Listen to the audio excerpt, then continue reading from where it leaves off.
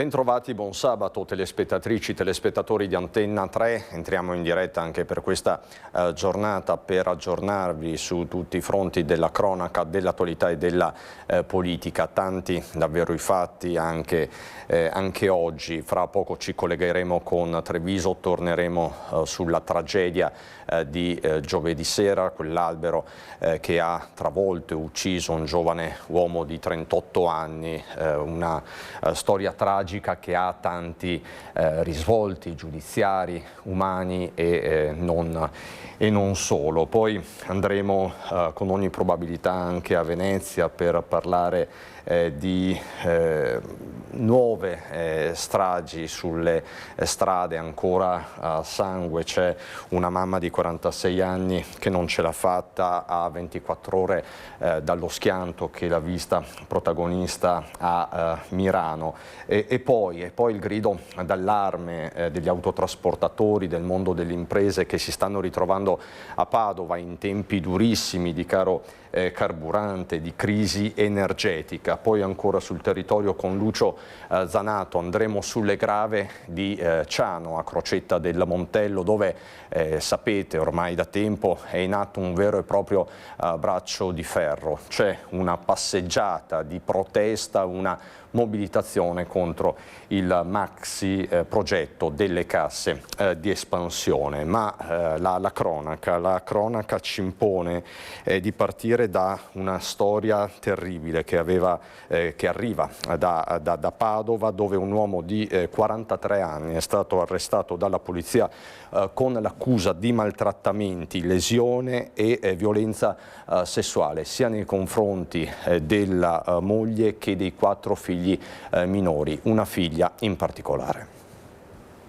Dopo 10 anni di violenze sulla moglie e sui figli, 2 dei quali erano fuggiti di casa per sfuggirgli, un 43enne è stato arrestato dalla polizia di Padova con l'accusa di maltrattamenti, lesioni e violenza sessuale sulla figlia 14enne.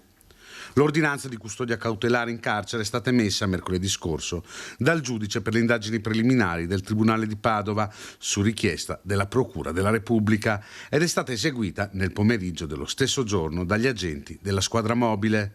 L'uomo si trova ora nella casa circondariale di Padova. Le indagini hanno ricostruito un quadro di violenze che durava da oltre 10 anni, iniziate già in Moldavia, paese d'origine della famiglia. In una circostanza l'uomo avrebbe addirittura colpito la moglie durante la gravidanza, causando la perdita del nascituro. Nel tempo le avrebbe anche sottratto un immobile ereditato dalla madre attraverso minacce e le avrebbe impedito persino di fare acquisti senza la sua autorizzazione. Vittime delle violenze anche i 4 figli picchiati con la cinghia e schiaffeggiati. 2 di loro, ormai maggiorenni, avevano già lasciato la famiglia nei mesi scorsi per sfuggire ai maltrattamenti. Per la figlia 14enne le accuse nei confronti del padre comprendono anche la violenza sessuale. Ritorniamo sullo scontro, un frontale tra 2 camion che si è registrato ieri a Loreggia sulla statale 308. C'è stato, come sapete, un morto. Si tratta di un autotrasportatore 50enne di 2 Ville, Alessandro Berdina. Questa la ricostruzione. Grave incidente nel pomeriggio lungo la strada statale 308 a Loreggia, al confine corresana. Per cause ancora in corso di accertamento, intorno alle 14 si sono scontrati frontalmente un furgone adibito al trasporto alimentare della società agricola Del Santo di Loreggia e un autocarro che trasportava materiale in alluminio. Nell'impatto è rimasta coinvolta anche un'auto. Ad avere la peggio è stato l'autista dell'autocarro, un 50enne di 2 Ville. Rimasto incastrato nell'abitacolo, è stato estratto dalle lamiere dai vigili del fuoco di Castelfranco Veneto, ma il medico del 118 non ha potuto far altro che constatarne il decesso. Ferita la conducente del furgone per il trasporto alimentare, dopo essere stata stabilizzata sul posto, è stata egli trasportata al Cafoncello di Treviso. La donna alla guida dell'auto coinvolta è stata invece trasportata in ospedale in ambulanza. La strada è stata chiusa in entrambi i sensi di marcia tra Resane e Campo San Piero, con pesanti ripercussioni sul traffico. Sul posto la polizia locale per i rilievi e i carabinieri per la gestione della viabilità. E non ce l'ha fatta Laura Carosella, 46 anni compiuti a febbraio, residente a Mirano, coinvolta giovedì in un incidente frontale in via Taglio Sinistro, poco distante dalla palestra Evolution Fitness a Mirano, mentre rientrava da Mire e procedeva per raggiungere casa. Le sue condizioni erano sembrate gravi già dopo lo scontro violento alla guida di una Yaris con una Fiat Multipla guidata da una 53enne di Portoviro, ferito ma non in pericolo di vita. Laura Carosella, in base alle prime indagini della Polizia Locale e dell'Unione dei Comuni del Miranese, avrebbe perso il controllo del volante sbandando verso la corsia di marcia opposta. Le cause sono ancora da accertare, non è escluso che venga disposta un'autopsia da parte dell'autorità giudiziaria. Ci saranno accertamenti tecnici anche sui veicoli sequestrati dopo essere stati rimossi dalle squadre dei vigili del fuoco. Le auto erano devastate, la Multipla è finita contro il guardrail e della Yaris era rimasto ben poco. La 46enne è stata estratta dall'abitacolo dai vigili del fuoco in fin di vita e trasferita d'urgenza all'ospedale di Mestre, ricoverata in condizioni gravissime e infine deceduta per morte cerebrale nel corso delle ore successive. Carosella lascia due figlie di 14 e 19 anni e il marito Francesco Benussi, ex calciatore del Venezia e attuale allenatore dell'Hellas. Sempre sulle strade del Veneto andiamo a Vicenza. 7:15 del mattino, Viale Trento, direzione centro città, è come sempre trafficato. Un veicolo industriale con braccio meccanico di una ditta che si occupa di giardinaggio deve svoltare a sinistra per una manovra di inversione. Il conducente riferisce di aver controllato più volte negli specchietti retrovisori. Dalla coda sbuca, appare a velocità sostenuta, come testimoniato anche da altri automobilisti in coda, una motocicletta condotta da un 38enne. La svolta del camion nel frattempo è già iniziata e l'impatto è inevitabile, in particolare sullo spigolo anteriore sinistro del vano motore. La moto scivola per diversi metri sulla corsia opposta, andando a sbattere violentemente contro il muro di cinta di un'abitazione. Il Centauro a sua volta viene sbalzato a terra. Soccorso dal SUEM, è stato portato in codice rosso al San Bortolo. Illesi invece il conducente del camioncino e la collega a bordo. Sul posto 2 pattuglie della polizia locale hanno effettuato i rilievi e raccolto le testimonianze. Entrambi i mezzi sono sotto sequestro. Lo stesso Viale Trento era stato teatro nel maggio di 2 anni fa di un altro mortale. Nello scontro frontale con un'auto perse la vita uno studente di 21 anni in sella alla sua moto. Ed è un mistero da chiarire la morte del 52enne Marco Conte di Breganze. È stato trovato privo di vita ieri in un fossato a Maragnole. La Procura della Repubblica ha aperto un'inchiesta. Per ora è un mistero. Soltanto l'autopsia chiarirà la causa della morte di Marco Conte, 52 anni, di Breganze. Il suo corpo è stato trovato nel fossato, accanto alla bicicletta, in una strada di campagna stretta. È questa la scena che si sono trovati davanti i primi soccorritori alle 6:30 in via Palugare, a Maragnole di Breganze. Marco Conte, conosciuto nel mondo sportivo dell'hockey a rotelle, era stato un giocatore del Breganze. Adesso lavorava in un'azienda che produce mazze da hockey. L'allarme è scattato quando uno studente che andava a scuola ha notato il corpo. Quando sono arrivati i sanitari del SUEM, per il 52enne non c'era nulla da fare. Da subito il caso si è presentato complicato. 2 le ipotesi al vaglio dei carabinieri di Breganze. La prima, un malore improvviso mentre pedalava su una bici elettrica che lo avrebbe fatto cadere nel fossato colmo d'acqua. La seconda, che sia stato investito da un'auto con il conducente che si è poi dato alla fuga senza prestare soccorso. Per questo motivo una squadra di medici legali ha lavorato fino a tarda mattinata per capire se Conte sia stato urtato o meno da un veicolo. Ma non solo. L'autopsia potrà chiarire se la morte sia avvenuta per un malore, per annegamento o a causa di un colpo subito nell'urto con l'eventuale auto pirata. Per questo i carabinieri sono cauti e stanno cercando testimoni o automobilisti che possano aver notato qualcosa nelle prime ore del mattino. Non si esclude neppure la presenza di telecamere private nelle abitazioni della zona che potrebbero aver ripreso il passaggio di veicoli sospetti. Il magistrato magistrato di turno ha aperto un fascicolo.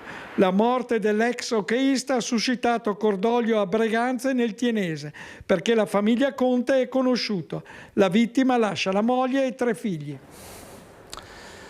Ora subito a Treviso, da Francesca Bozza con Tommaso Migot, ritorniamo sulla tragedia di giovedì sera, la morte tragica di un 38enne nel Botteniga, una morte terribile, una tragedia dai tanti risvolti anche inevitabilmente giudiziari, ma ci aggiorna su tutto la nostra Francesca Bozza. Buongiorno Francesca.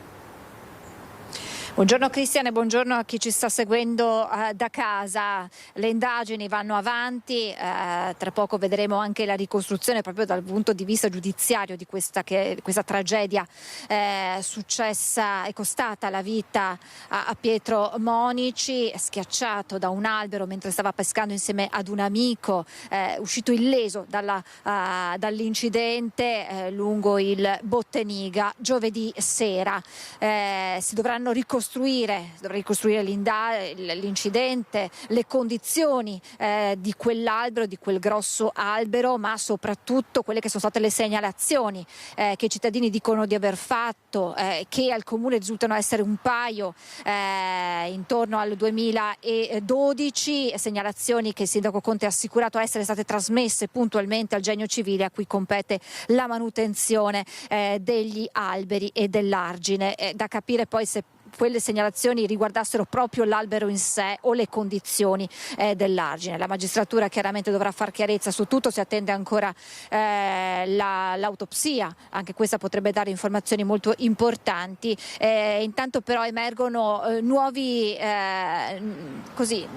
immagini di Pietro, le sue tante passioni di cui ci aveva parlato ieri anche il comandante dei Vigili del Fuoco. Lui era un volontario, stava aspettando entro un anno sarebbe diventato vigile del fuoco a tutti gli effetti. Era questa la sua grande passione, e quella passione di mettersi a disposizione al servizio degli altri, ma anche lo sport, la pesca sicuramente, ma anche l'avventura. Buongiorno a Cristian Cavallin, guida canyoning, guida ambientale escursionistica.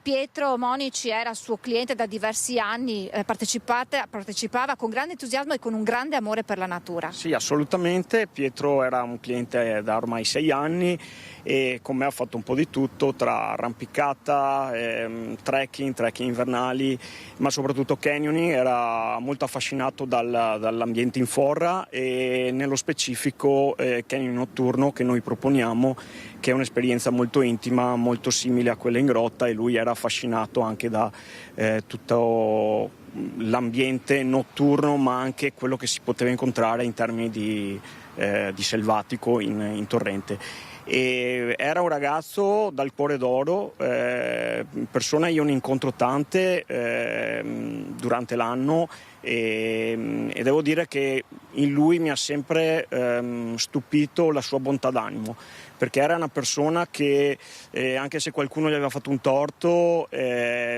la pensava sempre in maniera buona, e quindi questo era Pietro, sempre col sorriso in bocca, e negli anni eravamo diventati anche amici. Lui era un po' attratto dalla mia figura professionale, quindi curioso anche delle manovre di corda che facevo, appunto perché dovevo diventare vigile del fuoco, e quindi un po' questo è il suo ricordo. Una passione per la natura. Lui era un ex forestale. Sì, assolutamente, aveva fatto degli anni in forestale e appunto adesso stava aspettando aveva già passato le selezioni per diventare vigile del fuoco, era in graduatoria, quest'anno l'avrebbero chiamato come vigile, e quindi una grande passione per la natura e per il prossimo, io devo dire. Ma anche un conoscitore della natura, perché ci raccontava qualche aneddoto delle vostre uscite, quelle in notturna, l'avvicinamento alle trote. Conosceva le orme lasciate dagli animali selvatici? Sì, assolutamente. Era lui spesso a dire ai miei clienti: qui è passato questo selvatico, piuttosto che in torrente. È successo che in notturna ha messo una mano sotto la trota, è riuscito a carezzarla, poi spiegando che di notte le trote salmonate sono dormienti e quindi se ti avvicini in un certo modo, quindi veramente un grande conoscitore della natura e di quello che gli appartiene. In questo momento lavorava come saldatore, ma era solamente un lavoro temporaneo perché il suo sogno era quello di vestire la divisa dei Vigili del Fuoco. Sì, a quanto ne so io, per quanto si è confidato con me, sì, era un lavoro di ripiego, per quanto fatto con passione, però insomma il suo sogno era quello di diventare Vigile del Fuoco. A dimostrare quanto si dedicasse agli altri. Sì, assolutamente. Lascia un vuoto anche per voi nelle vostre escursioni? Per me sì, perché veramente un ragazzo d'oro così ti capita raramente di incontrarlo, quindi a me ha colpito sta cosa qua. Lei ha realizzato anche un video molto commovente.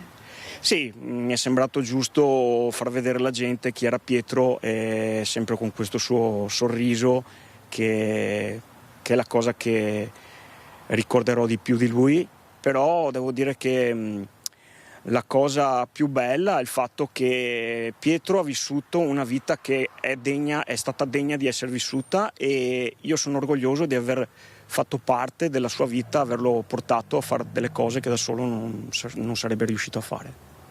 L'ha arricchita la conoscenza di Pietro Monici? Assolutamente. Grazie a Cristian Cavallin. Nel prossimo servizio, come vi avevo anticipato, il punto sulle indagini della tragedia costata la vita a Pietro Monici. È il giorno del dolore ma anche della rabbia. In via Botteniga, un via vai silenzioso di familiari e amici, ma anche semplici cittadini che hanno voluto portare un mazzo di fiori. Non è giusto venire a pesca e morire sotto un albero, cioè è agghiacciante, è terrificante. Il pioppo spezzato è lì a testimoniare una tragedia difficile da accettare. Pietro Monici, 38 anni, originario di Milano ma residente a Treviso, abitava con la nonna nel cuore della città. La procura ha aperto un fascicolo per omicidio colposo a carico di ignoti. Sul corpo della vittima è stato disposto l'esame autoptico che dovrà chiarire le cause esatte del decesso. Saranno disposte verifiche documentali e testimoniali per accertare eventuali responsabilità in merito alla manutenzione della pianta. L'albero che ha travolto la vittima e che si trova in un'area di pertinenza del Genio Civile era marcio, ma soprattutto era stato segnalato più volte dai cittadini. Era già stato segnalato da tempo l'albero, perché appunto non sicuro, ma da anni è stato segnalato quest'albero qui. Bisognava aspettare il morto per intervenire e fare qualcosa? È un albero attenzionato, segnalato più volte e nessuno ha fatto nulla. Segnalato più e più volte direttamente al sindaco, direttamente ai responsabili del verde pubblico, a Contarina, Verde Contarina, di averlo fatto in tutti i modi possibili, corredando le segnalazioni con immagini. Il comune, a cui erano arrivate le segnalazioni dei residenti, le aveva a sua volta inoltrate al Genio Civile. Abbiamo trovato la mail in entrata, stiamo cercando la mail in uscita perché ha cambiato il sistema informatico e quindi ci vuole un po' di più tempo, però insomma è stato fatto. Siamo a disposizione della procura, dice il sindaco. Tutto ciò che ci verrà chiesto siamo a disposizione per fornirlo, con la consapevolezza che noi cerchiamo sempre di fare il massimo da un punto di vista della manutenzione e della messa in sicurezza del territorio. Il caso di ieri è davvero particolare perché è una posizione particolare, un punto molto stretto su un luogo nemmeno tanto frequentato. Verrà ascoltato anche l'amico della vittima che stava pescando con lui e che ha assistito al crollo della pianta, chiamando disperatamente i soccorsi. Pietro è stato travolto dall'albero che non gli ha lasciato scampo. Sì, abbiamo sentito un botto tremendo, ballava il pavimento, cioè ha proprio fatto la scossa e l'albero insomma è stato sfortunato, povero ragazzo. Anna abbassa lo sguardo, negli occhi ancora le immagini terribili di una tragedia che forse poteva essere evitata. E poi l'associazione Pescatori del Sile, di cui Pietro Monici faceva parte, che fuga ogni dubbio andando proprio sul posto, la dichiarazione, i ragazzi, Pietro e l'amico, potevano stare lì a pescare. La famiglia si è chiusa in un silenzio colmo di dolore, accanto gli amici di Pietro che stanno cercando di stare vicino anche ad Alberto, sopravvissuto per miracolo al crollo dell'albero. Don Oscar, parroco di Sant'Antonino e Casier, parla di Pietro che conosceva da anni, lo ricorda come una persona solare, amante della vita. Anche lui in via Botteniga dopo la tragedia. Un caro ragazzo, un bravo ragazzo, si era avvicinato alla fede anche in maniera significativa. Tante passioni e sogni. Pietro amava lo sport e si era avvicinato anche alla squadra di pallanuoto, ma per diversi anni aveva giocato al rugby, prima nella squadra Valpolicella nel Veronese, poi anche a Villorba. E poi la pesca, sua passione da sempre, faceva parte dell'Associazione Pescatori del Sile. Molti dei colleghi che pescano con noi lo conoscevano e mi hanno detto tutti quanti, perché stamattina sono stato chiamato da molti di loro. Ed era un ragazzo d'oro, un ragazzo splendido, disponibile con gli altri, un bravo ragazzo, era tra l'altro attivo nel volontariato, una persona davvero speciale. Il presidente ha raggiunto il posto della tragedia ed ha spiegato senza mezzi termini che Pietro ed Alberto potevano pescare lungo l'argine. Le rive dei corsi d'acqua sono del demanio e quindi non sono private di qualcuno. Il demanio è a disposizione, i corsi d'acqua hanno le rive che addirittura non possono essere precluse. Qualcuno in qualche situazione, quando ha l'abitazione, la casa, il giardino che confina, mette uno sbarramento, ma è legittimo quello sbarramento. Quindi Pietro poteva scavalcare, poteva andare sulla riva per poter pescare? Certamente, certamente. Pietro aveva deciso di passare qualche ora in via Botteniga con il suo amico, pescando come faceva spesso, un momento di gioia e di svago che si è trasformato in una tragedia, quell'albero che si è spezzato all'improvviso travolgendo tutto e cancellando in un attimo tutti i sogni. Una tragedia che ha ancora molti aspetti, lo abbiamo sentito, lo abbiamo detto, da chiarire. La procura è al lavoro, restano questi documenti, questo scambio di mail tra cittadini, comune e genio civile da ricostruire. Al momento da Treviso con Tommaso Migotte è tutto, la linea può tornare a te. Grazie davvero Francesca per questo punto aggiornato su una tragedia che ha sconvolto la città di Treviso e non solo Treviso. Ritorneremo fra pochissimo alla cronaca, ma c'è un tema urgente di attualità che ci porta a Padova dal nostro Francesco Ratai. Si trova a Padova con Sandro Ponchio per la parte tecnica. Il grido d'allarme, e non potrebbe essere altrimenti, di una categoria in particolare, quella degli autotrasportatori. Buongiorno Francesco. Buongiorno Cristian, buongiorno ai nostri telespettatori. Siamo al Crown Plaza di Limena, dove c'è stata un'accesissima riunione tra gli autotrasportatori e i rappresentanti di categoria. Qui con me c'è il presidente della FAI Veneto, c'è anche il presidente di Confartigianato, sempre di categoria, con noi anche uno degli autotrasportatori che era presente qua in sala e che ha dibattuto insieme ai rappresentanti. Ecco, l'abbiamo detto, un'assemblea molto combattuta.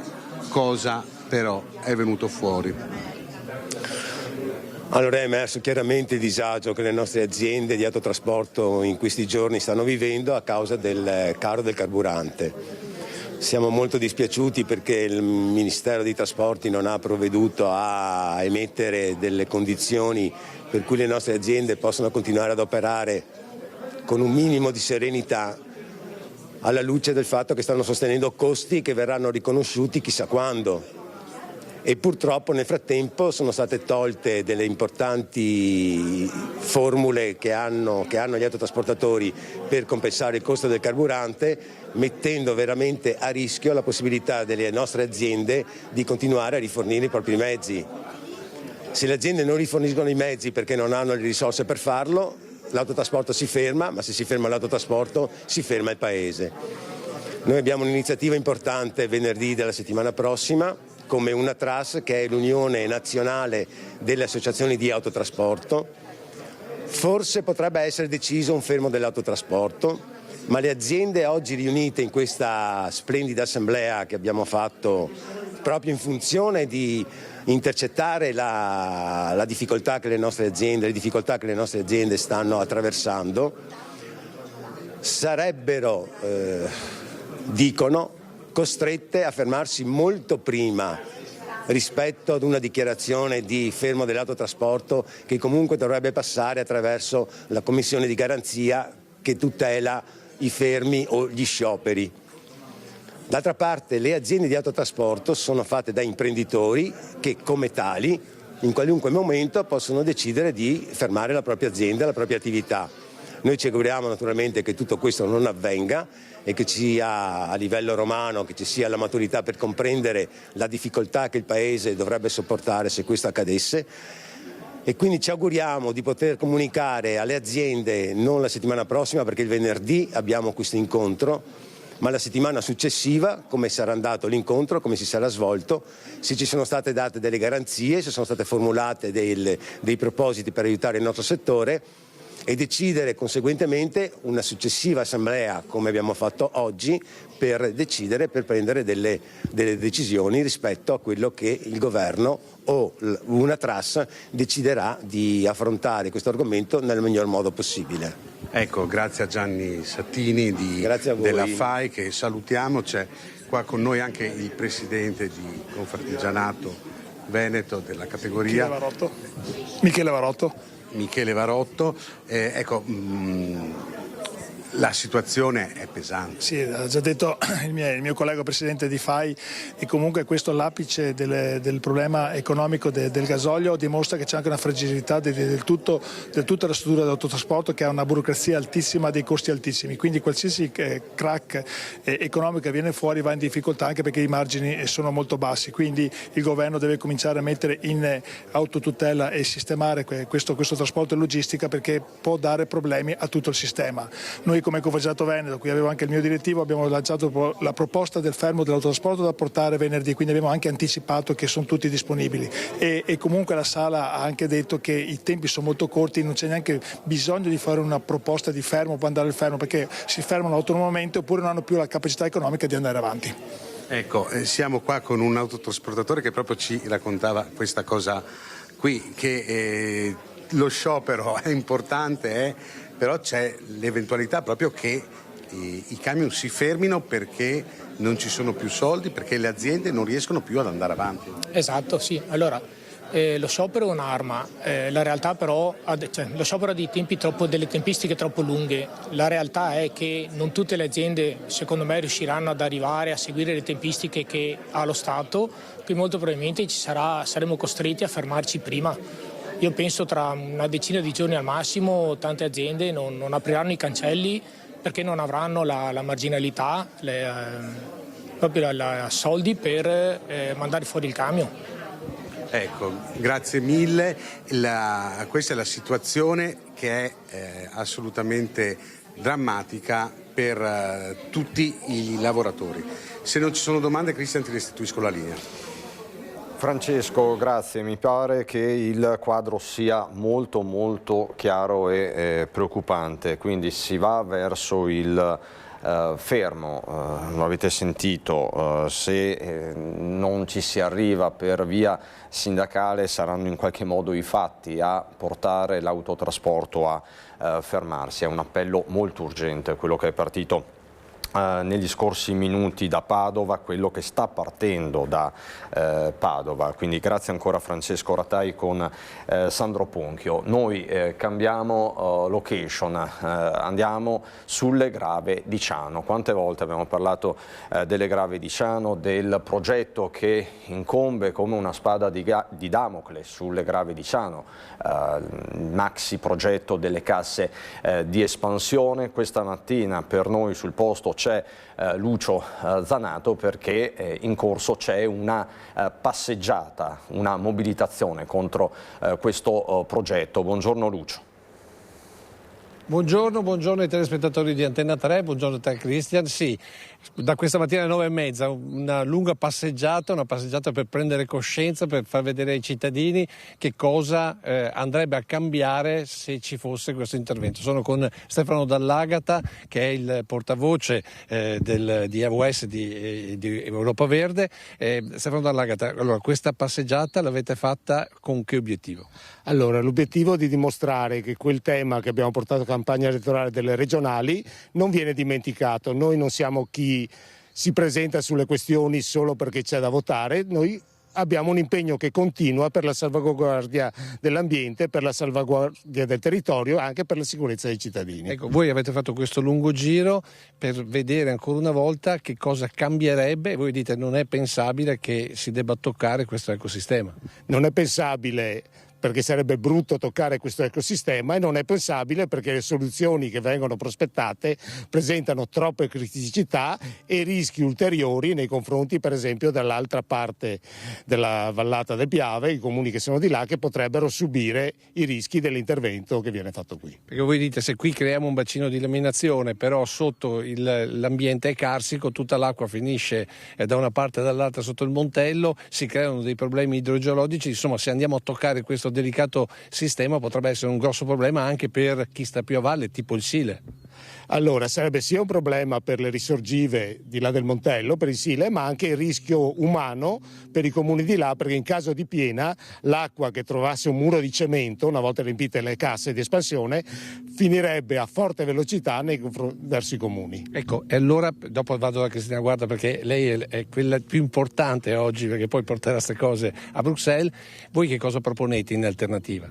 Che si ripensi a tutto il progetto e che si valuti tecnicamente, anche secondo i principi dell'idraulica, che dice che le casse di espansione vanno più vicine a quello che è il punto di rischio, una località diversa dove fare queste casse, che probabilmente servirebbero anche più piccole, perché già naturalmente le Grave di Ciano sono una cassa di espansione naturale.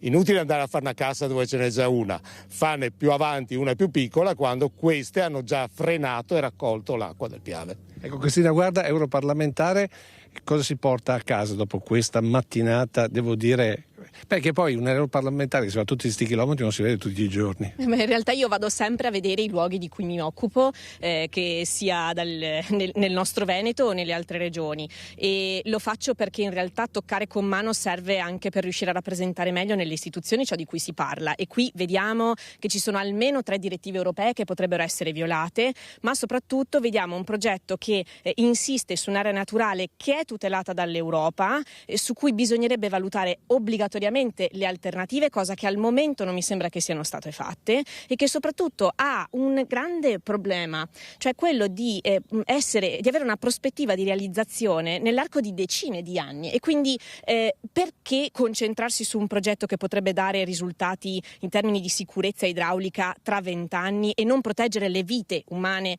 prima possibile, attivando progetti che quindi possono anche essere direttamente fruibili, perché già ce ne sono alcune aree che possono essere direttamente fruibili.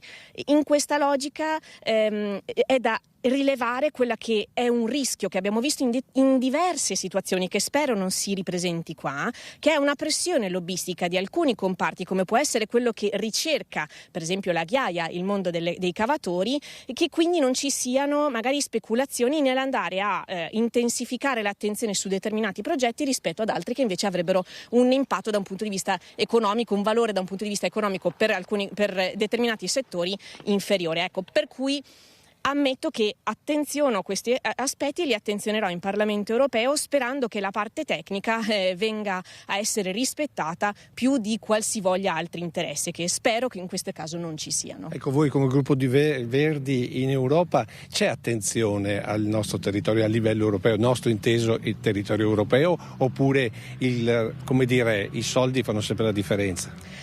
Io sto vedendo, in Parlamento europeo mi occupo sia di agricoltura che di PFAS, per esempio, quindi di tutela ambientale, di tutela sanitaria, e quello che sto vedendo è davvero una grandissima presenza del peso lobbistico nel mondo della chimica per difendere l'utilizzo dei PFAS, di cui conosciamo perché purtroppo il Veneto ne è purtroppo un laboratorio a cielo aperto, e delle conseguenze anche da un punto di vista sanitario. Ecco, quello che sto vedendo è che l'intensificazione delle attività di lobbismo per fermare legiferazioni a vantaggio della comunità pubblica, quindi della salute pubblica, è sempre più elevata e presente. Per cui mi rendo conto che le istituzioni, dalle più grandi alle più piccole, abbiano questa tipologia di pressione. Lucio, è molto grazie importante mille. che quindi le norme europee e le norme che abbiamo qui nel territorio per garantire partecipazione della società e trasparenza nella progettazione, e soprattutto che anche commissariamenti come quello in questo caso non accelerino eccessivamente le valutazioni delle alternative, non accelerino le valutazioni dell'impatto ambientale. Ecco, tutte queste cose dobbiamo metterle insieme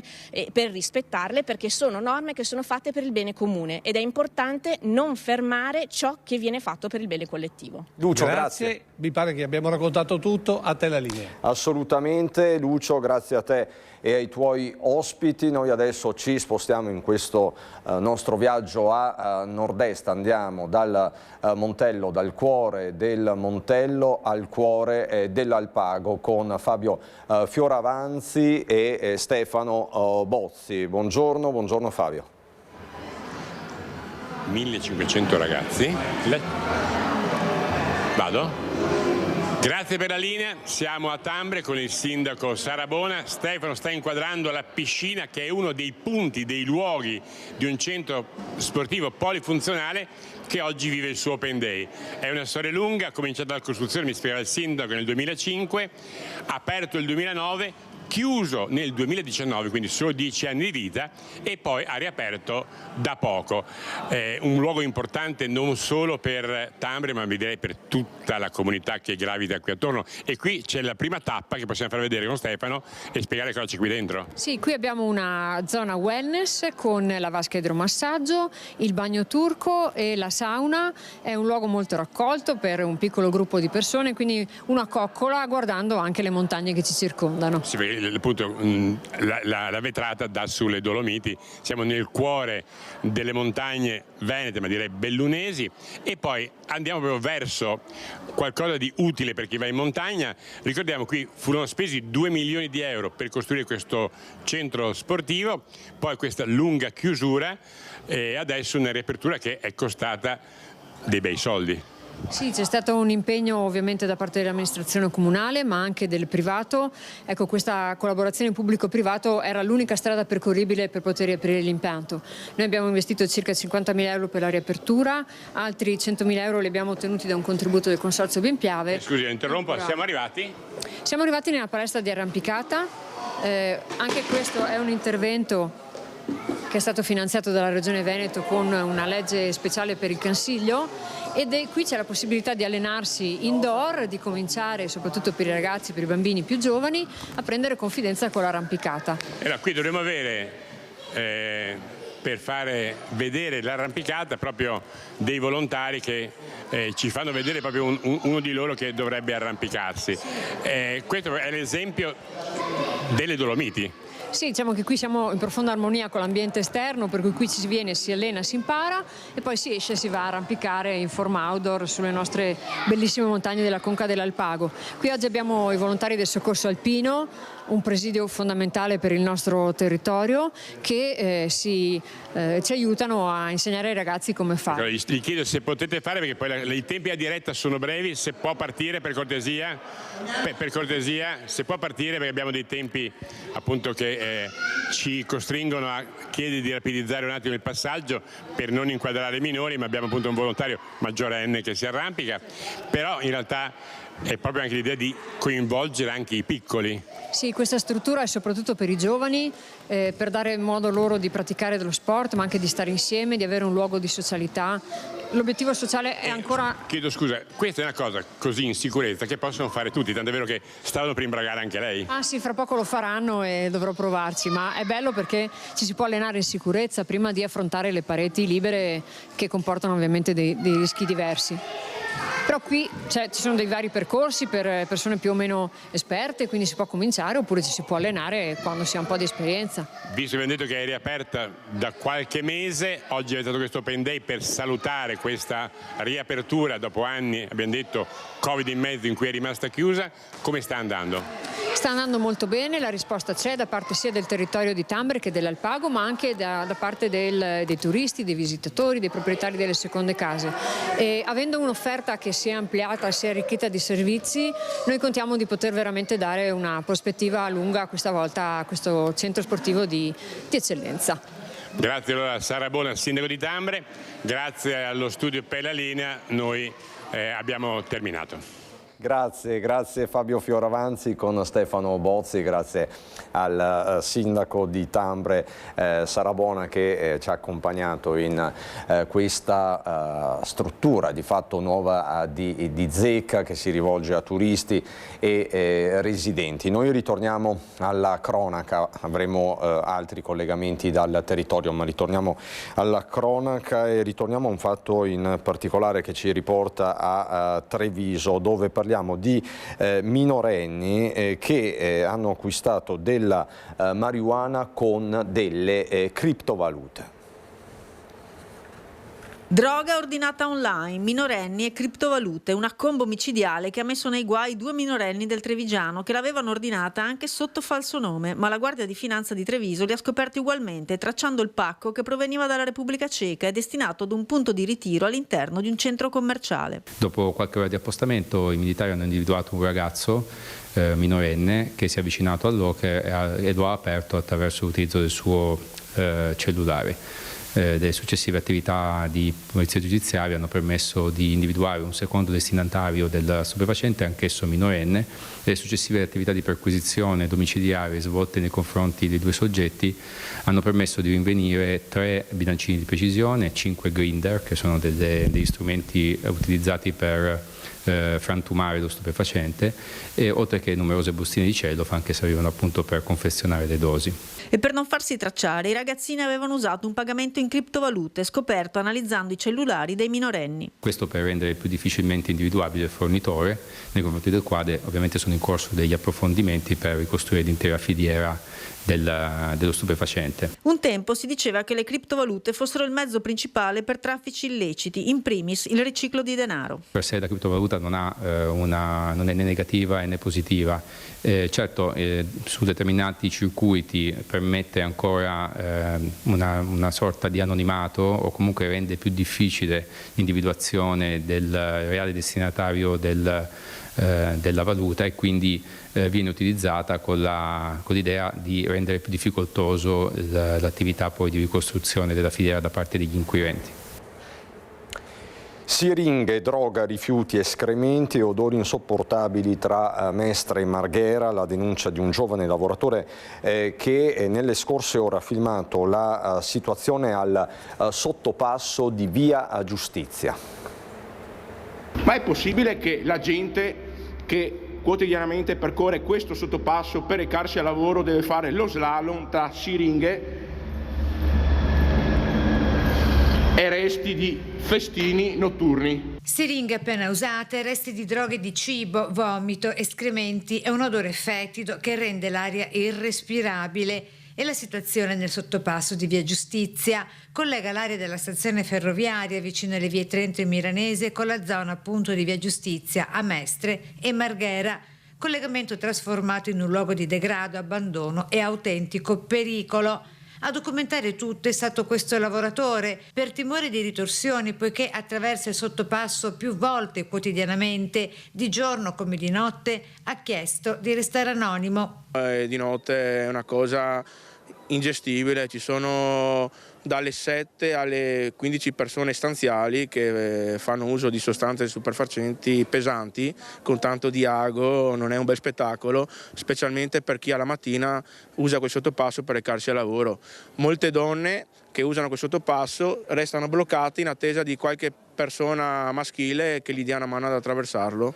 Le immagini mostrano un'area frequentata da tossicodipendenti con evidenti segni di consumo di droga e condizioni igieniche al limite. Io passo dritto, delle volte mi viene nervoso quando li vedo là, mi verrebbe da dirne quattro, però mi tocca stare zitto, mangiarmela e tirare dritto, perché non si sa questi personaggi la reazione di queste persone.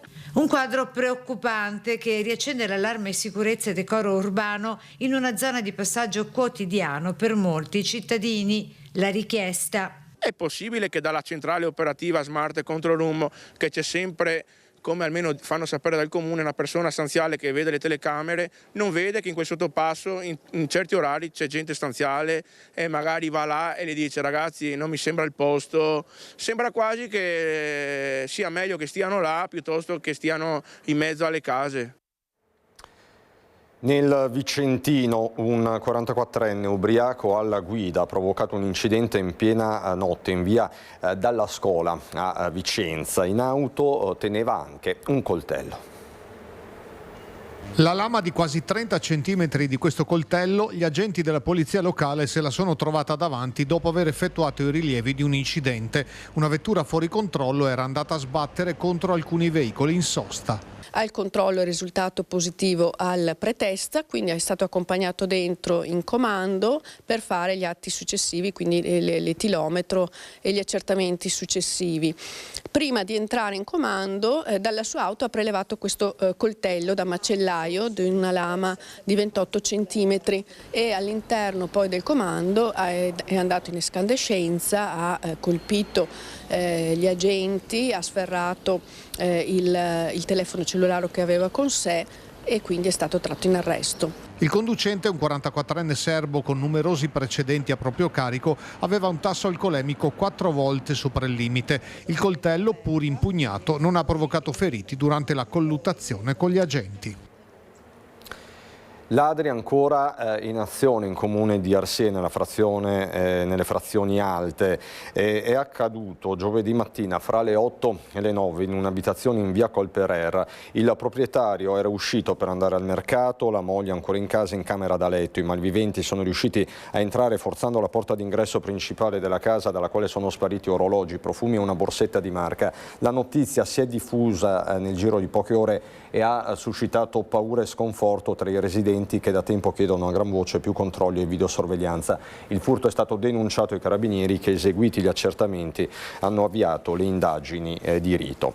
Sorpresi dai carabinieri a rubare ferro da una fonderia d'Altavilla Vicentina, 2 persone arrestate, 2 denunciate e 5 in fuga nei campi. Recuperato il materiale per 30.000 euro. Il blitz è scattato dopo una serie di furti denunciati dall'azienda nei mesi scorsi che avevano causato un danno stimato di circa 140.000 euro. La scorsa notte i militari avvisati dalla vigilanza privata sono intervenuti denunciando 2 uomini sorpresi mentre si allontanavano in auto, notando poi altre persone che trasportavano sacchi bianchi nei campi vicini. I carabinieri hanno deciso di intervenire sorprendendo e arrestando altri 2 uomini che avevano cercato di nascondersi vicino alla recinzione, mentre altri 5 sono riusciti a darsi alla fuga. La refurtiva era stata messa all'interno di 20 sacchi bianchi nascosti tra alberi e sterpaglie. Rimaniamo nel Vicentino per quello che continua a essere un giallo che è internazionale. $25.000 per chi fornirà notizie sulla scomparsa di Anna Maria Henao, forse seppellita a Cogollo del Cengio. Questi €25.000 li garantisce l'FBI. Suo ex marito David Knežević, ritenuto l'assassino e suicidatosi in carcere a Miami, le indagini sulla scomparsa di Anna Maria Henao negli Stati Uniti come in Spagna e in Italia non si sono mai fermate. Ora l'FBI rilancia e mette sul piatto $25.000 per chiunque fornisca informazioni utili a ritrovare il corpo dell'ereditiera colombiana sparita nel nulla nel febbraio del 2024 a Madrid. Il corpo, che è stato cercato a lungo sulle pendici del Costo lungo la vecchia strada in territorio comunale di Cogollo del Cengio, a più riprese non si sono mai fermate. Un caso complesso che ha attraversato più paesi. Gli inquirenti americani sono convinti che il corpo sia stato nascosto proprio a Cogollo e che qualcuno possa sapere dove si trova. Per questo l'appello è chiaro: chi ha visto, chi sa, parli. A rilanciare la richiesta d'aiuto è anche il fratello della vittima, Diego Henao, che si rivolge direttamente all'opinione pubblica. Ogni dettaglio, anche il più piccolo, può essere decisivo. Le ultime tracce portano a movimenti sospetti dell'ex marito, David Knežević, ripresi dalle telecamere dell'abitazione di Madrid, mentre entrava nell'edificio della donna. Da quel momento Anna Maria non è stata mai più vista. Un viaggio che poi ha attraversato Spagna, Croazia, Francia e Italia, appunto sulle pendici del Costo, fino alla Serbia, dove l'uomo avrebbe tentato di far perdere le tracce. Ma il mistero resta e oggi, con una ricompensa significativa e un nuovo appello, gli investigatori sperano che qualcuno trovi il coraggio di parlare. Voltiamo decisamente pagina, vedo la nostra Vanessa Banzato tra i fiori, quindi adesso Vanessa, buongiorno, ci devi raccontare dove sei e che cosa sta succedendo a Bassano del Grappa. Buongiorno Vanessa.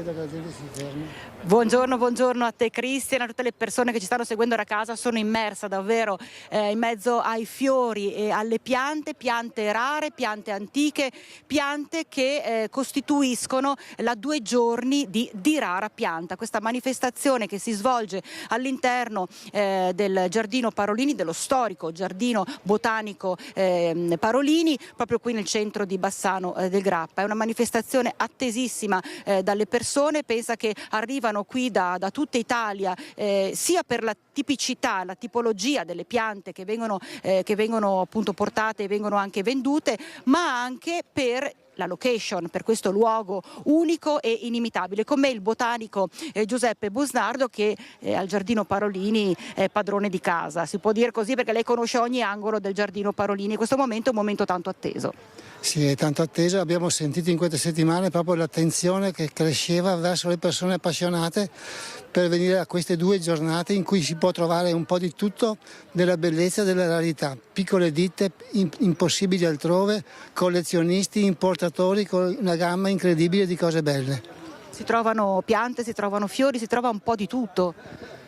Prevalentemente piante, poi c'è qualche altro rivenditore legato alle piante, che sono delle pomate estratte da piante o degli abbellimenti legati alle piante, ma principalmente qui si vengono a cercare le piante altrove introvabili.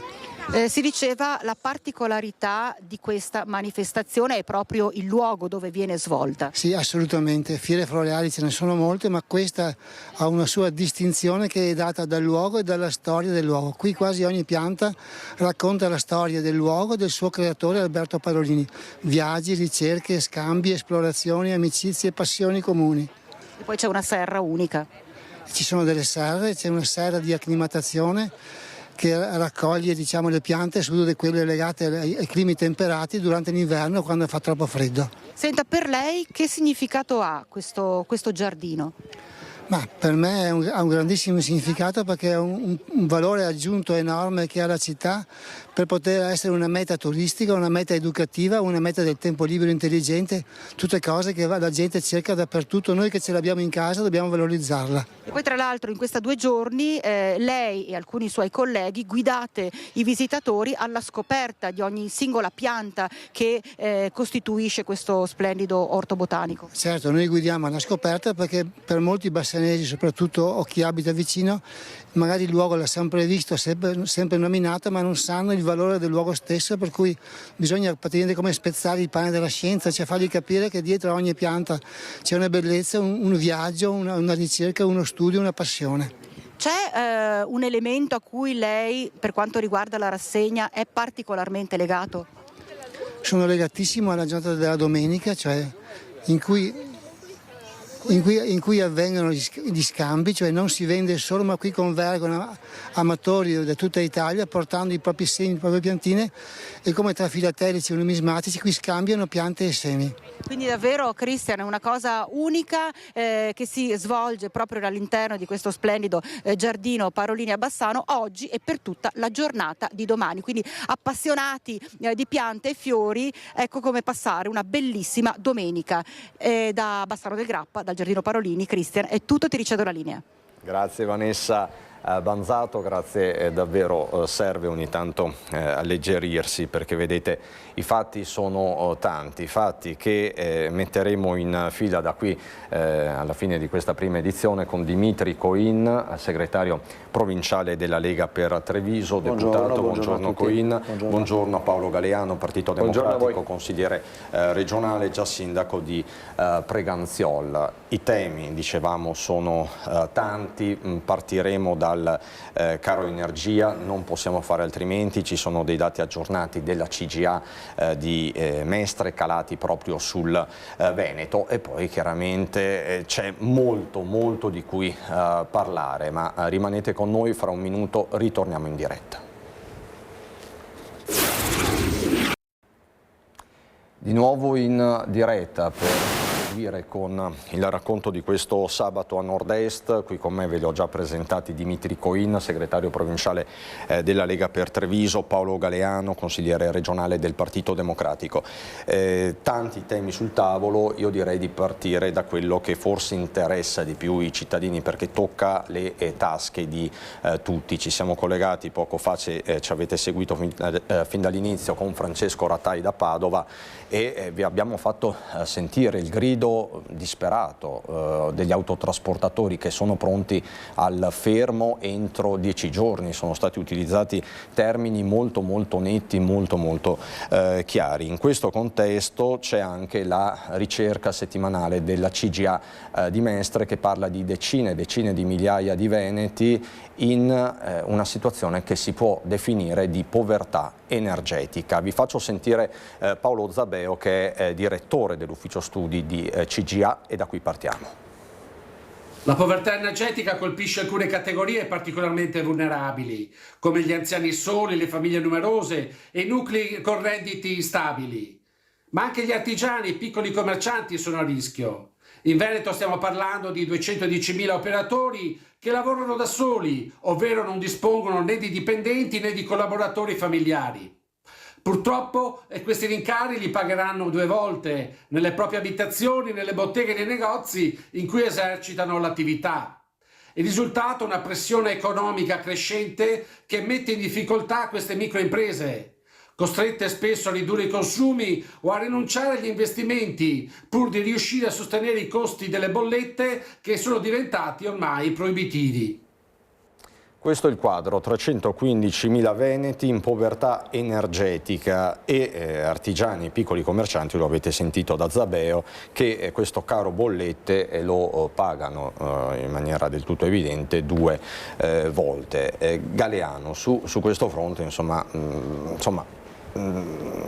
la politica è mobilitata, però non si trova una soluzione definitiva, una soluzione che in qualche modo dia un reale sollievo alle imprese e alle famiglie. Che cosa servirebbe fare? Sì, allora intanto sulla fotografia, nel senso che abbiamo discusso proprio in queste settimane del bilancio e del documento di economia e finanza in regione, e la fotografia è esattamente questa, nel senso il DEF, quindi non dati miei che faccio campagna elettorale, ma dati della regione Veneto, diceva che il 41% dei veneti fa difficoltà ad arrivare a fine mese, e soprattutto per le spese collegate all'abitazione e a quelle energetiche. Il 12,5% della popolazione veneta invece alla soglia povertà, e questo veniva discusso in aula alcune settimane fa, prima ancora che ci fosse questa cascata di conseguenze rispetto a quelle che sono le condizioni geopolitiche in questo momento nel mondo, che stanno ulteriormente aggravando la situazione. Lei fa riferimento alla discussione sul decreto bollette, poi chiaramente questo decreto bollette è stato superato dalla contingenza geopolitica. 20 giorni che non sono ovviamente bastati, la questione geopolitica è evidente, è il motivo motivo per cui anche in Consiglio regionale avevamo detto di affrontare con maggior coraggio la situazione attuale. Io penso anzitutto che a livello internazionale bisogna prendere con consapevolezza delle decisioni, anche sulla base di questa consapevolezza per cui in un mondo così collegato, assolutamente globalizzato, non si può pensare di fare il bello e il cattivo tempo in spregio al diritto internazionale, a quello che si vuole, con delle ricadute immediate per ciascuno. Lo stiamo vedendo in questi giorni con gli aeroporti, che per carità si riducono le attività, ma vuol dire anche affari, viaggi, scambi e tutto quello che ci va dietro. Lo vediamo appunto per gli autotrasportatori, per chi si sposta con un'auto a diesel. Fortunatamente la benzina insomma è rimasta più o meno su quelle soglie. Quindi cosa servirebbe fare di più? Allora, una forte chiara di posizione, un'inversione di marcia su quelle che sono le politiche a livello internazionale, nel senso che il fatto che gli Stati Uniti stiano di fatto andando dietro ad Israele su tutte le iniziative che vengono fatte in Medio Oriente è una cosa folle, e questo deve essere stigmatizzato in maniera forte, penso, da l'Italia e l'Europa, che su questo dovrebbe fare un forte salto. E poi io penso che invece a livello nazionale, via via avvicinandosi ai territori, delle chiare risposte per intraprendere davvero un percorso di indipendenza energetica. Noi con timidezza abbiamo affrontato questo percorso. Le rinnovabili sono una alternativa. Abbiamo visto che cosa è successo in Spagna, che in questi anni ha affrontato con più coraggio e con maggiore celerità queste sfide, e noi invece, che partivamo alcuni anni fa da una posizione di vantaggio, ci siamo di fatto ritrovati in una posizione stagnante, dove abbiamo dei passi importanti. Posizioni. Esatto, abbiamo perso posizioni, e questo poi si ripercuote, perché ripeto, quella dell'autonomia energetica oggi è una questione importantissima che ha riverbero sulla vita dei cittadini, sulla vita del mondo del lavoro, dell'impresa, e quindi a cascata su tutte le nostre comunità. Queen, Galeano dà due, diciamo così, priorità. Una generale: l'Italia e l'Europa devono mollare, tra virgolette, gli Stati Uniti e Israele. Sto chiaramente sintetizzando, Galeano. Secondo piano, bisogna intervenire con maggiore rapidità, celerità, incisività sui temi dell'autonomia energetica, sulle rinnovabili. È d'accordo su questa impostazione? È tutto assolutamente corretto. Quello che noi non comprendiamo, che rifiutiamo di comprendere, perché storicamente abbiamo vissuto queste esperienze in maniera diversa, con il termine guerra noi siamo stati sempre abituati a vedere morte e distruzione, perché le prime 2 guerre mondiali si sono combattute in Europa, noi siamo stati il campo di battaglia, quindi sono state di fatto guerre e distruzione. Ma l'obiettivo principale della guerra è l'impatto economico. Ora, c'è una guerra che non è localizzata in Ucraina, che non è localizzata in Iran, in Palestina, è una guerra che si sta globalizzando sempre di più. Papa Francesco lo disse in tempi non sospetti, è una terza guerra mondiale. A pezzi. Esatto.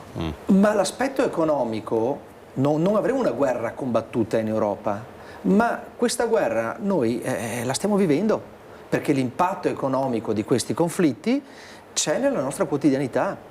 E ci sarà sempre di più se vanno avanti, perché le aziende non sapranno più calcolare i costi in funzione di quello che sarà l'energia, perché le famiglie, come si diceva prima, il caro energia è un elemento che va a squilibrare tutto, e noi l'abbiamo affrontata con una superficialità incredibile, in particolare nella prima fase, che è stata quella del conflitto tra Russia e Ucraina, dove abbiamo tagliato gli approvvigionamenti energetici che mantenevano viva l'Europa, perché l'Europa è un continente dalla grande capacità di trasformazione di consumo, tecnologica di trasformazione di consumo, ma povero di materie prime e di energia, che ci arrivavano a basso costo prevalentemente dalla Russia. Tagliando quel fronte di approvvigionamento, la guerra l'abbiamo fatta noi stessi. Quindi l'errore madornale per lei è stato tagliare il gas russo? Tutti gli approvvigionamenti di materie prime e di energia. Quel tipo le sanzioni le abbiamo fatte a noi. Perché se pensiamo a quello che è successo in quel conflitto. Appena iniziato c'è stata una risoluzione dell'ONU che è stata sottoscritta da tantissimi paesi, quasi tutti, tantissimi. E poi ci sono state le prime sanzioni. Se noi guardiamo chi non ha fatto le sanzioni e vediamo che c'era praticamente tutta l'Asia, eccetto Corea del Sud e Giappone, tutto il centro e il Sud America e tutta l'Africa, compresi i paesi arabi, ci rendiamo conto che là ci sono 6 miliardi e mezzo di persone, forse anche di più. E di cosa stiamo parlando? Facciamo le sanzioni a chi? Le facciamo a noi, e questi sono gli impatti. È stato un errore strategico tagliare il gas dalla Russia.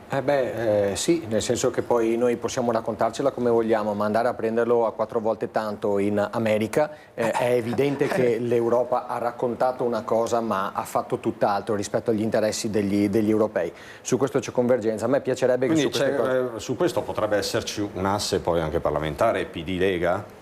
Allora, le maggioranze sono varie, nel senso che appunto ci sono diverse sensibilità tanto nella maggioranza quanto nella minoranza su questi temi. Certo. Io penso che però la cosa bella sarebbe proprio cercare di guardare con realtà questi dati, queste dinamiche, per capire poi quali sono le ricadute, perché ripeto, quello che è la narrazione che noi vediamo di solito, social media, tutte queste cose qui, è patto atlantico, punto, basta, Stati Uniti che vanno seguiti. Sì, attenzione, noi lo sappiamo benissimo perché insomma la nostra democrazia ha una sovranità limitata dalla seconda guerra mondiale in poi. Gli americani ci hanno aiutato assolutamente a liberarsi dal nazifascismo, ma le condizioni che sono state poste dopo sono state di attenzione, però non ci si sposta da un'altra parte, quindi siamo noi che controlliamo tutta una serie di dinamiche. Queste cose possono aver aiutato in una fase storica di un determinato periodo, ma l'Europa deve fare dei passi avanti fortissimi su questo, altrimenti noi rimaniamo dei nani alle dipendenze di qualcuno che fa il bello e il cattivo tempo. La stessa cosa è sul riarmo. Se possiamo dire che c'è un perché, cioè l'Europa diventi autonoma dal punto di vista della difesa, era uno dei pilastri che i padri costituenti europei avevano pensato, quella della difesa europea. Lì non si sono fatti passi avanti, ma il riarmo a vantaggio delle armi americane è anche quello un boomerang fenomenale per le nostre attività, dipendenza che aumenta costantemente. Ma quindi il governo Meloni si è appiattito troppo su Donald Trump? No, tutti i governi hanno avuto sempre posizioni filoamericane e atlantiste. Cioè, se ci ricordiamo anche il governo Draghi, il governo Conte, tutti i governi, io sono là dal 2018 a Roma, quindi la posizione rispetto noi siamo in quell'area di influenza, noi dobbiamo partire da questo presupposto, noi siamo in quell'area di influenza e quindi determinate linee di politiche dobbiamo comunque tenerle, le abbiamo sempre tenute. Quello che è mancato dal mio punto di vista è stata una posizione dell'Unione Europea, fra virgolette, un po' autonoma, almeno nel dibattito. Di fatto è mancata proprio l'Unione Europea. L'Unione Europea oggi non esiste. L'Unione Europea è un'associazione di Stati che dialogano per alcune tematiche, ma per quelle strategiche non ci siamo. Perché ai tavoli delle trattative ancora nei mesi, forse negli anni passati, durante la crisi tra Ucraina e Russia, l'Unione Europea non sedeva? Perché l'Unione Europea non è un soggetto politico, gli Stati sono soggetti politici, ma l'Unione Europea non lo è. Per cui ai tavoli delle trattative siedono i soggetti politici. Questa è la grande debolezza. Noi non siamo gli Stati Uniti d'Europa. C'è la Francia, c'è la Germania, c'è l'Italia, ognuno costruisce le proprie interlocuzioni, ma non c'è un'interlocuzione, un punto di forza, una massa critica che l'Unione Europea sia in grado di fare. Non c'è. E sicuramente... E l'Europa, dal mio punto di vista, l'Europa geografica, quella dovrebbe essere l'Unione Europea. Perché se ci ricordiamo quando Putin si affaccia in Europa dopo Yeltsin e Berlusconi se lo va a prendere subito, Putin vuole entrare in Unione Europea, è là che gli americani vanno in allerta, perché avrebbero creato un continente dalla capacità tecnologica e di consumo, come dicevamo prima, assolutamente importante, con materie prime con materie prime a basso costo, energia a basso costo, forse la prima economia del mondo, e là c'è stato l'allert probabilmente che ha cambiato. E di certo molto critico nei confronti dell'Europa è il generale Roberto Vannacci, che nelle scorse ore ha incontrato gli imprenditori vicentini. È chiaro che qui il tema è anche politico. Adesso vi mostriamo il contributo che il nostro Daniele Garbina ha realizzato proprio con Vannacci e il nuovo luogotenente vannacciano in Veneto, in provincia di Vicenza in particolare, Gio Formaggio. Roberto Vannacci a Vicenza, leader di Futuro Nazionale, oggi incontra alcuni industriali qui nella zona industriale, le eccellenze del tessuto economico di Vicenza. Che ricette ha il generale in questo momento, soprattutto per l'economia? Al di là delle ideologie bisogna rispondere anche in maniera concreta agli imprenditori. Dobbiamo rispondere a questa crisi energetica che è stata scaturita da qualcun altro e non da noi. Dobbiamo riaprire, riallargare i rubinetti con la Russia perché è un provider di energia. Dobbiamo uscire da questo Green Deal che ha distrutto e desertificato il tessuto industriale europeo ed italiano. Dobbiamo dare risposte concrete. È inutile continuare a farfugliare ricette che poi non servono a nulla. Abbiamo visto che ha visitato anche l'azienda, è importante anche il contatto umano con gli imprenditori. Non a caso abbiamo con noi Gio Formaggio, che è un po' il padrone di casa veneto in questo momento, che ha fatto un po' da apripista e ha presentato un industriale. Ecco, quali sono le istanze del territorio che avete portato al generale? Ringrazio il generale per essere venuto all'interno di un'industria a toccare con mano quali sono i problemi dei nostri industriali, dei nostri artigiani, delle nostre partite IVA e delle nostre botteghe. Vicenza è una delle più importanti aree a livello europeo per quanto riguarda l'industria e la produzione. Dobbiamo preservarla perché quando gli industriali sono in difficoltà, va in difficoltà tutto il tessuto sociale del nostro paese. Ecco, a proposito di questo, è un aspetto nodale la sicurezza, soprattutto per garantire anche l'economia e il fluire. Vediamo anche una situazione difficile. Cosa fare, da dove partire secondo lei? La sicurezza è la funzione delle funzioni. Senza sicurezza non c'è industria, non c'è scuola, non c'è produzione, non c'è commercio. La sicurezza deve essere garantita, intanto rilegittimando e ripotenziando le forze dell'ordine, che escono da decenni di delegittimazione e depotenziamento, e poi stabilendo dei principi che sono chiarissimi.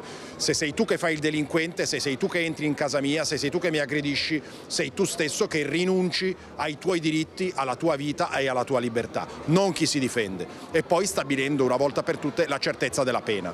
Se tu fai il delinquente, finisci in galera e devi essere messo in condizioni di non nuocere. Quanto la preoccupa questo attivismo di Vannacci in Veneto? Alle sue spalle c'era anche Stefano Valdegamberi, che fino a qualche settimana fa era consigliere regionale della Lega. Abbiamo visto Gio Formaggio, che è stato un mister preferenze per Fratelli d'Italia. I temi poi non mi sembrano tanto distanti dai vostri, anche proprio l'esecuzione. Parlavamo di gas russo senza aver sentito l'intervento di Vannacci, e su questo siete allineati, e quindi cosa sta accadendo? Rischia di logorarvi? No, ma io penso che il generale alla fine faccia il suo percorso. Era inevitabile dal mio punto di vista che lui a un certo punto uscisse dalla Lega, anche se ritengo che per noi sia stato comunque una perdita, perché è comunque una figura che è stata eletta all'interno delle liste della Lega non più di 2 anni fa alle elezioni europee, quindi perdere una figura che ha catalizzato attorno a sé 500.000 preferenze, di fatto non c'è da essere felici. Però non mi sorprende neanche che abbia intrapreso un percorso per conto suo. Insomma, un generale è un numero 1, non può fare il gregario, e quindi la cosa non mi ha sorpreso. Le tematiche sono molto affini, io mi trovo su tantissimi temi rispetto a quello che lui dice. Ce n'è uno che ci divide in maniera proprio, siamo agli antipodi, perché ovviamente un generale dell'esercito è una figura che ha come perimetro quello nazionalistico, e io mi ritengo un indipendentista più che un autonomista, e quindi la siamo assolutamente agli antipodi. Indipendentista e autonomista. E qui più indipendentista che autonomista. Però andiamo per gradi, perché qui volevo arrivare, la ringrazio per avermi dato l'assist. Autonomia. Di autonomia Giorgia Meloni giovedì non ha parlato né alla Camera né al Senato nel corso dell'informativa, un'informativa di 54 minuti, 54-55. Non ha parlato neanche di premierato, a dirla tutta, ma non ha parlato di autonomia. Al Senato ha detto una cosa in più, ha detto non esiste una questione settentrionale, non esiste una questione meridionale, esiste una questione nazionale. Insomma, che fine fa l'autonomia? Beh, l'autonomia è un percorso che è stato intrapreso oramai da un bel po' di anni, che ha avuto delle battute d'arresto, in particolare con la sentenza del 2024 che ha dichiarato incostituzionali alcuni punti sui quali insomma bisogna lavorarci. Siamo alle preintese fatte su alcune materie all'inizio del 2026 e poi c'è il nodo dei LEP, e quindi è un argomento ancora abbastanza complesso, non difficile ma complesso, molto, molto articolato. Non ho sentito l'intervento di Giorgia Meloni al Senato. È chiaro che quando lei parla da Presidente del Consiglio per forza deve comprendere, deve esprimersi a livello nazionale. Noi sappiamo perfettamente insomma, che una questione settentrionale esiste in maniera importante, non fosse altro perché da queste regioni previene tutto quel gettito fiscale che di fatto tiene in piedi tutta la bottega. Ma sbaglio, mi pare di capire che da qui alla fine della legislatura la riforma dell'autonomia non farà passi da gigante. Io mi auguro che vada avanti e che degli altri passi vengano fatti. È un percorso complesso. Galliano, questo lei sì. come la vede? È la madre di tutte le battaglie, così è stata definita più volte anche dallo stesso ex presidente della regione Luca Zaia. Ne abbiamo parlato tantissimo, era una delle riforme sul tavolo all'inizio della legislatura, insieme a quella della giustizia, insieme al premierato. Ma dove stiamo andando? Infatti che Giorgia Meloni non acceleri sul toccare questi temi adesso non sorprende, visto anche qual è stato l'esito del referendum. Quindi sappiamo che il patto insomma, su cui si reggeva la maggioranza di governo era quello di portare avanti ciascuno secondo le proprie sensibilità riforme diverse, la giustizia, il premierato e l'autonomia. Sono saltate pian piano un po' tutte. Su quella del premierato ovviamente adesso non si va avanti visto quello che è stato l'esito del referendum. È una materia complessa. A me piacerebbe sempre anche qui andare un po' al nocciolo della questione, togliendo quella patina di equivoco sulla base del quale è sempre stato costruito tutto, ovvero dopo Ischei resta casa nostra, tema che non c'era mai stato né durante il referendum del 2017 né negli anni successivi. Il federalismo è un tema importante, l'autonomia in sé è una definizione che c'è all'interno della Costituzione, gli articoli della Costituzione parlano del riconoscimento del valore delle autonomie locali, del principio di sussidiarietà e dicono che la Repubblica conforma il suo ordinamento sulle autonomie. Quindi il tema del federalismo è un tema importante che avvicina le decisioni ai territori e che porta a responsabilità amministrativa sulla base del quale chi amministra deve rispondere ai propri risultati e i cittadini possono anche misurare le azioni appunto di chi viene amministrato. Quello che però è stato il percorso portato avanti con la legge Calderoli, che ha subito un forte stop da parte della Corte Costituzionale, era un sistema fortemente sbilanciato, l'autonomia differenziata così come era stata impostata ha subito un grande stop per tutta una serie di storture che c'erano e quindi il tema va riportato avanti con tutta una serie di aggiustamenti e con il focus che la Corte Costituzionale ha messo. Quindi parliamo di federalismo all'interno di una Repubblica che deve rimanere unita, riconoscendo le peculiarità territoriali e ricordandosi però che la solidarietà fra i territori è un aspetto importante. Però a questo punto tutto questo si fa nella prossima legislatura.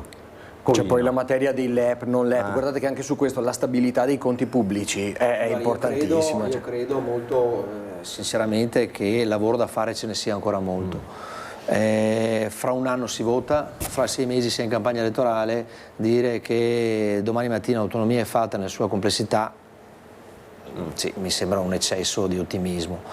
L'importante è fare altri passi in questa direzione, sanare quei punti che la Corte Costituzionale ha dichiarato illegittimi e quindi andarli a mettere a posto e andare avanti con il percorso. È un percorso lungo. Ma lei si fida dei suoi alleati?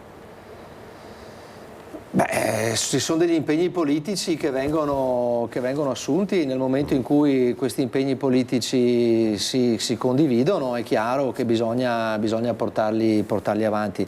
Le alleanze sono queste, sono fatte fra soggetti che hanno anche delle sensibilità diverse, che cercano di trovare un percorso mettendo in evidenza quelli che sono i punti che li accomunano, e poi ognuno cerca di allargare rispetto a degli interessi soggettivi che questa componente ha. Le chiedo, la Lega devannaccizzata, senza più vannacci, è una Lega che può magari porre questo tema in maniera più netta?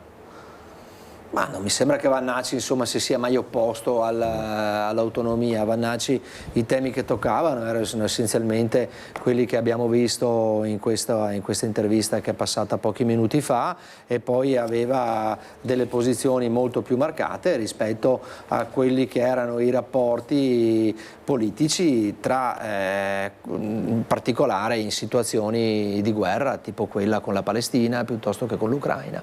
I rifinanziamenti sugli armamenti, aveva posizioni più nette su questi aspetti, ma non vedo che ci fosse una grande differenza. Allora, facciamo così, un minuto di pubblicità, ritorniamo e andiamo a Mogliano, perché a Mogliano si sta consumando, si è consumato uno strappo, restate con noi. Parlando di alleanze. Di nuovo in diretta con Dimitri Coina, Lega, Paolo Galeano, Partito Democratico. Un'ultima questione sul tavolo, il terremoto all'interno del centrodestra Mogliano Veneto. Come sapete nei giorni scorsi il sindaco di Mogliano Veneto, Davide Bortolato, ha silurato il suo vice della Lega, Leonardo Muraro. Bortolato è di Fratelli d'Italia, ne è nata la tempesta perfetta, anche perché fra 2 mesi si vota, poco meno di 2 mesi si vota in diversi comuni della Marca e non solo. Lei, Coin, ha lanciato di fatto un ultimatum a sua volta a Bortolato dicendo: giù le mani da Muraro, nessuno mette in un angolo Leonardo Muraro. Le ha risposto Emanuele Loperfido, che è commissario provinciale dei Meloniani. Le faccio sentire Loperfido. La querel di Mogliano Veneto è una querel unicamente personale. Nella collaborazione quotidiana che c'è all'interno del lavoro di una giunta comunale è fondamentale il rapporto di fiducia tra il sindaco e i suoi collaboratori, a maggior ragione con il vice sindaco. Le insinuazioni anche di queste ore da parte dell'ex vice sindaco fanno capire come ormai il rapporto di fiducia si sia incrinato, ed è bene quindi che il sindaco possa andare avanti per lavorare al meglio nell'interesse della comunità, risolvendo questioni ereditate anche da gestioni che vanno avanti da decenni. Con la Lega il rapporto è di collaborazione, l'abbiamo dimostrato anche a livello provinciale con la conferenza dei sindaci della Marca, dove i patti si rispettano, e quindi anche con la Lega. Per quanto riguarda il caso di Mogliano Veneto, insieme al segretario provinciale Dimitri Coin troveremo il modo di continuare a collaborare all'interno di una coalizione di centrodestra. Loperfido dice: Muraro noi non lo rivogliamo, non lo riprendiamo, dice, ma troveremo comunque una soluzione. La fa facile. Dice un'altra cosa fondamentalmente, lui dice che è una questione puramente personale.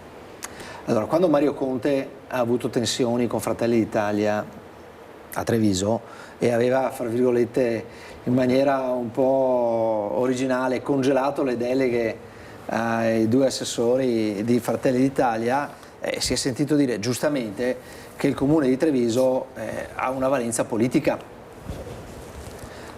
Mogliano la stessa cosa. Mogliano non ci sono questioni personali. È politica. La questione è diventata politica nel momento in cui un sindaco toglie le deleghe e mette alla porta l'esponente principale del secondo partito per consensi a quella tornata amministrativa, perché il primo è stato la Civica di Bortolato, seconda la Lega, terza Fratelli d'Italia. Dopodiché scombussolamento totale, il sindaco passa in Fratelli d'Italia, di fatto sovradimensionando il peso politico di Fratelli d'Italia rispetto ai voti che ha preso in quella tornata amministrativa, e la Lega resta col vice sindaco e con le deleghe che questo ha. Adesso le togli senza confrontarti politicamente con nessuno, è altro che politica la questione. Quindi, è solamente politica. E se Muraro non attenzione, sarà reintegrato, che succede? vogliono un nome, può darsi che nomi dalla Lega non ce ne siano. Non è detto che la Lega debba per forza dare un nome, la Lega il suo nome ce l'ha, il sindaco lo ha tolto senza nessun confronto politico. L'ha tolto benissimo, è nelle sue facoltà, Lei è pronto a ritirare i suoi consiglieri? È nella nostra posizione politica quella di dire che prima lo reintegri e dopo eventualmente, se ci sono delle situazioni da chiarire, le chiariamo. Dovevamo chiarirle prima che tu lo mettessi alla porta? Cioè è stato un colpo di testa che dimostra una grande immaturità politica e amministrativa da parte di chi governa quella città. Mario Conte su Treviso, quando ci sono state delle criticità, prima ne ha parlato e ne ha parlato tante volte prima di arrivare al congelamento delle deleghe, che è una cosa che non si è mai vista e che capiamo era un porre un'attenzione su una criticità che è stata affrontata. Ma qua non è che Mario Conte abbia tolto le deleghe e mandato fuori due assessori. Mi risponda, lei è pronto a ritirare la sua pattuglia e a... Allora, le nostre sezioni hanno un'ampia autonomia a livello territoriale e già al Consiglio Comunale dell'altra sera gli esponenti della Lega non c'erano. E dire che questo non è un segnale politico vuol dire non saper leggere politicamente il lavoro che stai facendo. Quindi qualcosa sta succedendo. E poi io non sono convinto che ci siano solamente questioni interpersonali. Quali sono? Quali possono essere le questioni interpersonali? Che quando vai a bere una birra magari te la fanno pagare di più se il barista è lui? Cioè, qual è la questione interpersonale? Cioè un esponente come Leonardo Muraro, che ha fatto il vice di Zaia e ha fatto il presidente della provincia quando le province erano le province, sa far politica e sa fare amministrazione. Quindi io credo che ci siano anche delle questioni amministrative sul tavolo che magari a Mogliano non si vogliono affrontare o si vogliono affrontare con una superficialità diversa. Cioè ci sono tematiche su cui discutere. Allora, non è che a Mogliano quando si elegge un sindaco si elegge un sovrano. Mi pare di capire che non siamo si elegge solo... un sovrano quando si elegge un sindaco. Mi pare che siamo solo all'inizio. Galeano, io devo chiudere, ma torneremo su questo già nei prossimi telegiornali. Vi ringrazio. Grazie Paolo Galeano, Partito Democratico, grazie Dimitri Coin per la Lega. Vi lascio a casa Pappagallo con la ricetta del giorno e poi al film alle 15:45 Melancolia per la regia di Lars von Trier, insomma cast di primaria importanza, un film del 2011. Per il momento è tutto, grazie alla regia di Marco Gagliazzo e Mattia Pizzaia, grazie a tutti voi per la cortese attenzione, buon proseguimento.